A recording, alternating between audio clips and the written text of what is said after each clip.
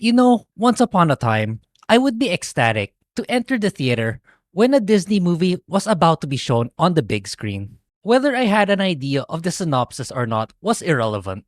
As long as it held the signature Disney brand, I will go in with the expectation of experiencing pinnacle quality entertainment and leaving the cinema having met that expectation.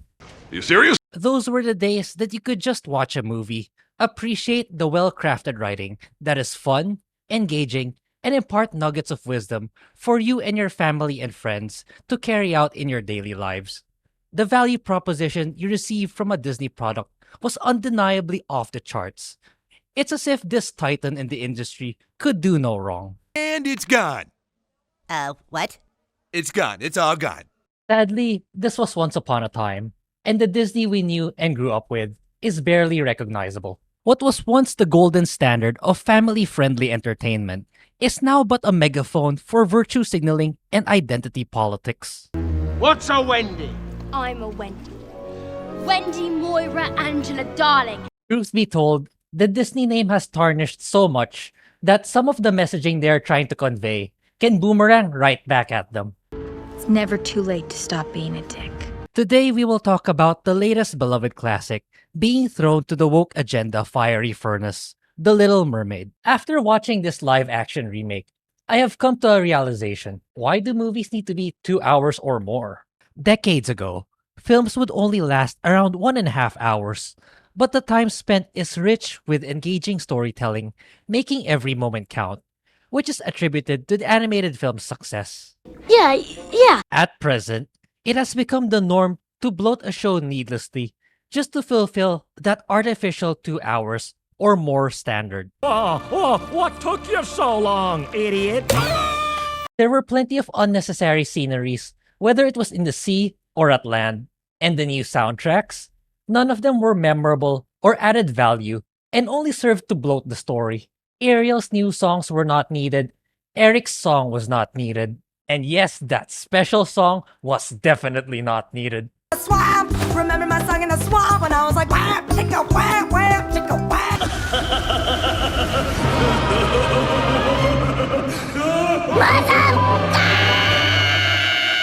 Despite the remake being a whopping 52 minutes more than its animated counterpart, it manages to do and feel substantially less.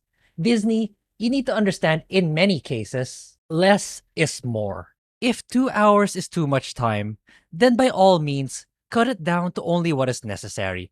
More time does not equate to better value for money. In fact, it will be appreciated if the allocated time is filled with interesting characters and plot development.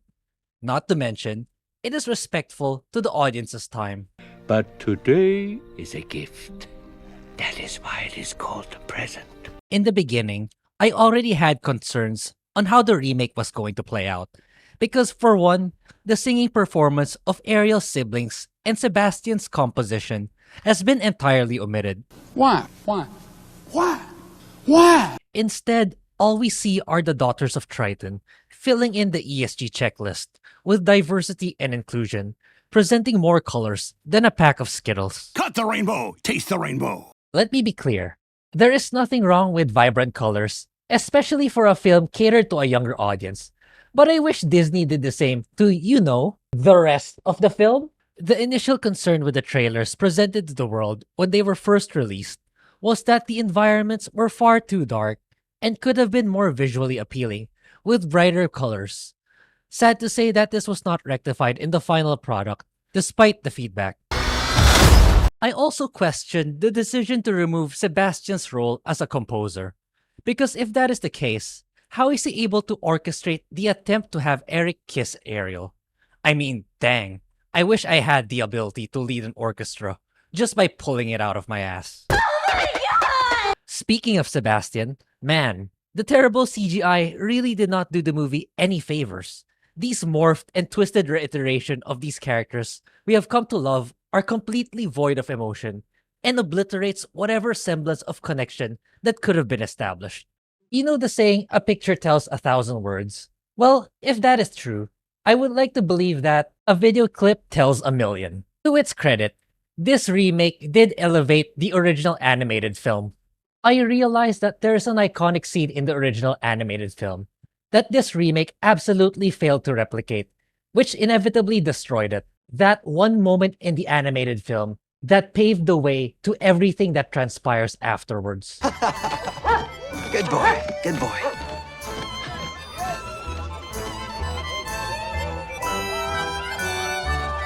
I know, it is cliche, but allow me to explain. Disney, in their futile effort to retell this classic story, forgot how powerful facial expressions can be to instantly connect with the characters. It was at this point that the live action failed to capture this important scene. Yes, Hall Bailey does sing well, but her acting skills need more work because this, in essence, is an acting role and not solely a singing one. Because of how emotionless Ariel was looking at Eric and the sailors in the ship, I genuinely feel that there was neither a connection nor chemistry between the two characters, which crushed hopes of any positive sentiment I may have had with the succeeding events of the movie. We all know the Disney trend of needing no man, but in their efforts to create strong female characters, they once again ended up doing the exact opposite. Yes, yes. Let me begin with Ursula, as she too was butchered in this remake. In the animated film, Ursula is fully transparent of the details in the contract with Ariel. No missing or undisclosed information of the terms and conditions of what she must do, and what she will be rewarded with should she succeed, as well as the price she pays should she fail. That's right. What made Ursula an antagonist to be reckoned with was her ability to be manipulative and deceitful, despite what was written in the contract. And don't underestimate the importance of body language. In this remake, for some reason, she had to resort to hiding details of the agreement. Instead of the deal put into writing originally, Ariel tosses a piece of her scale into Ursula's cauldron, removing the tangible contract entirely. And to make matters worse, the major change of the conditions from the original is that Ursula conceals from Ariel that she will forget that she needs to kiss Eric. Why? Why? Why? Why? I find this change in direction to be odd and only served for the two characters to be, quite frankly, unintelligent.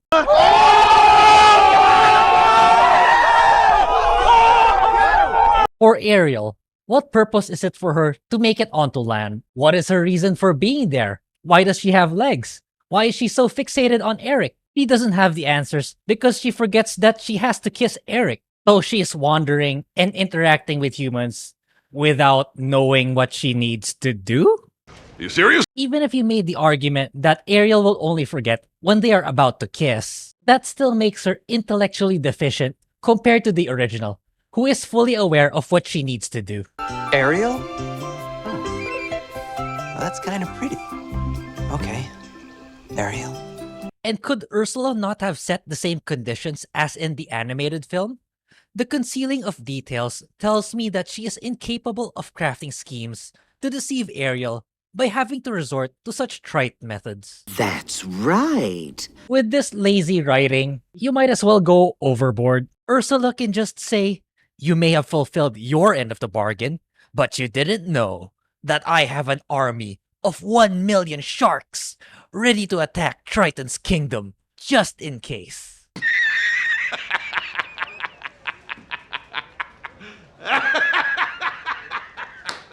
At least that adds comedic effect if we are going for cheap insertion, because the sky is the limit. And correct me if I am wrong, but shouldn't an agreement be invalid if not all details were disclosed? Yeah. Okay, enough about the sea. So what happens in land? Spoiler alert, still terrible. Let's start things off with Ariel's sidekicks. Firstly, Sebastian. I already touched on this earlier, but I need to emphasize how lifeless he is in this remake, as his turning point absolutely failed to stick the landing. Just be miserable for the rest of your life. In the remake, this iconic moment was done much later. Rather than the moment Ariel set foot on land, it was executed sometime when Ariel was at the balcony of the castle, which made no sense, because if that much time had passed, then the prudent course of action for Sebastian would be to inform Triton of the situation out of concern for her safety. And because of the terrible CGI and Hall Bailey's inability to present emotional facial expressions, you can just imagine how lifeless the scene became. Secondly, Flounder is just a normal fish with a voiceover, also pretty much lifeless. And Scuttle? Need I say more? What about Eric? Oh boy, did they utterly destroy this character. They made him a seasoned sailor, which is fine. They made him an orphan, which is also fine. Oh, and now he has an adoptive mother, which is also okay. And that's all the alright changes about Eric. Everything else massacred. For modern audiences, I would like to reiterate that I did not feel the chemistry between Eric and Ariel, as Hall Bailey did a poor performance showing facial expressions. With that said, his new single in this remake was not only cringe, but also not necessary and unearned. The same goes for Ariel when she sings it in her head because she already lost her voice. Truth be told, it didn't add any value and only served to regurgitate the story. Speaking of Ariel, being the strong and independent woman like Wendy, Moira, Angela, darling, treats Eric like garbage when they were exploring the town. She kept ignoring and leaving him behind, forcing him to continuously go after her. You serious? A true gentleman, I know, but I would have left this stranger behind immediately if I was disrespected to that extent. Which brings me to the horrible final act. To add insult to injury, in the animated film, Eric gets mind-controlled by Ursula to marry her impersonation of Ariel. In this iteration, he is fully capable and aware of what he is doing, and is even berated in doing so. But of course, in modern Disney fashion, he turns 180 upon the arrival of Ariel when she reveals the truth. Man, you are one pathetic loser. The only positive attribute that I can think of at this point was the actress that played fake Ariel. She showed much more facial emotion than Hall Bailey ever did in the entire film. As for the fall of Triton, once again, the ability of Ursula to erect a barrier from his attacks out of nowhere, rather than from the contract, is unearned.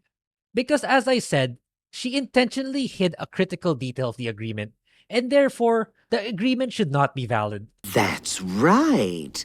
The only redeeming point for Triton here is his hatred for humans is more justified, as his wife was killed by humans, rather than simply fish being killed. But then I can also argue that the animated film wanted to be more child-friendly. But it goes on as usual anyway.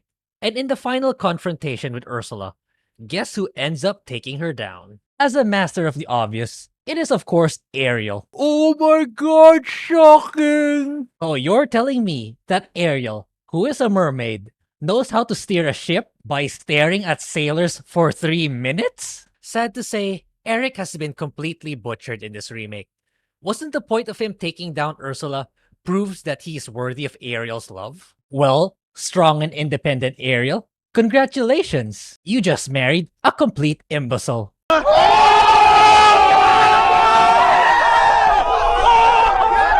I can probably still pick this movie apart more, but I had enough. The Little Mermaid remake is far inferior from that of the original animated film.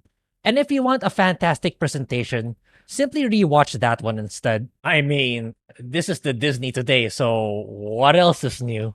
With that said, I'd like to say thank you for watching, and do subscribe if you enjoyed this video, and I will see you next time.